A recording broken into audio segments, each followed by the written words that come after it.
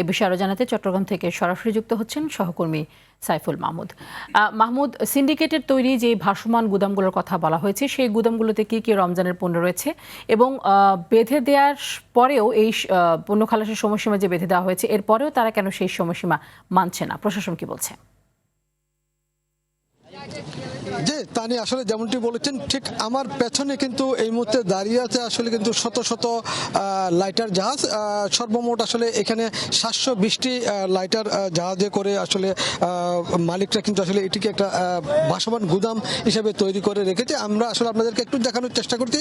এই দাঁড়িয়ে আছে এই লাইটার জাহাজগুলোতে কিন্তু আসলে বিভিন্ন ভোগ্যপণ্য রয়েছে। প্রায় এতে 10 লাখ টন কিন্তু আসলে বিভিন্ন ভোগ্যপণ্য রয়েছে, কিন্তু কোনোভাবেই কিন্তু আসলে মালিকরা তাতে সামনে যে রমজান আছে সেই রমজানকে টার্গেট করে কিন্তু আসলে এরা এই অবস্থা সৃষ্টি করেছে। যদি জাহাজ থেকে সরাসরি পণ্যগুলো আসলে গুদামে নেওয়া হয়, সেখানে কিন্তু বিভিন্ন সংস্থার নজরে পড়ে কি পরিমাণ আমদানি হয়েছে, কি পরিমাণ আবার ডেলিভারি যাচ্ছে, এই বিষয়গুলো কিন্তু সবগুলো কাগজে কলমে লিখে থাকে। কিন্তু যখন ভাসমান অবস্থায় সাগরে থাকে তখন কিন্তু আসলে এই বিষয়গুলো কারো নজরে পড়ে না। সেই জন্য মালিকরা কিন্তু মাসের পর মাস এই অবস্থায় এগুলিকে এখানে রাখছেন। এবং এখানে কিন্তু বন্দর কর্তৃপক্ষ কিন্তু মাঝে মধ্যে অভিযান পরিচালনা করে।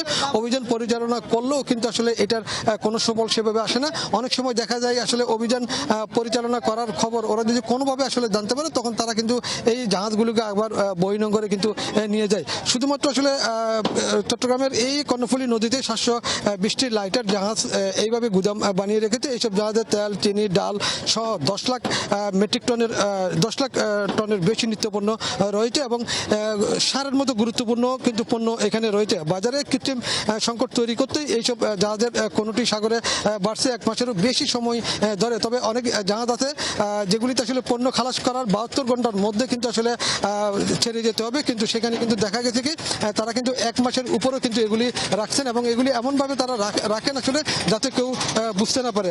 এর প্রভাব কিন্তু ইতিমধ্যে দেশের সবচেয়ে বড় ভোগ্যপণ্যের বাজার খাতুনগঞ্জে পড়তে শুরু করেছে। আমরা সেখানে গতকালকে গিয়েছিলাম। গতকালকে তোলা বিক্রি হচ্ছে পাইকারিতে 80 টাকা এবং সেটা রমজান আস্তে আস্তে তারা বললো আসলে পাইকারিতে হয়তো সেটা 100 টাকা হতে পারে, তাহলে খুচরা বাজারে গিয়ে কিন্তু এটা আরো বেশি পড়তে পারে।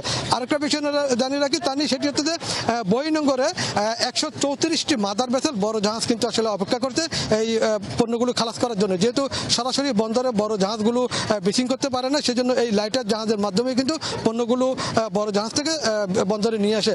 এই লাইটার জাহাজের সংকটের কারণে 134টি মাদার ভেসেল বহির্নোঙরে অপেক্ষা করছে।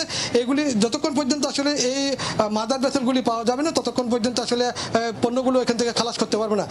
যার কারণে পণ্য খালাস করতে না পারলে কিন্তু এটা কিন্তু বাজারে কিন্তু এটার প্রভাব পড়বে বলে মনে করেন সাধারণ ক্রেতারা, ভোক্তারা। তা নিয়ে এই ছিল আমার কাছে সর্বশেষ সংবাদ। ধন্যবাদ আপনাকে।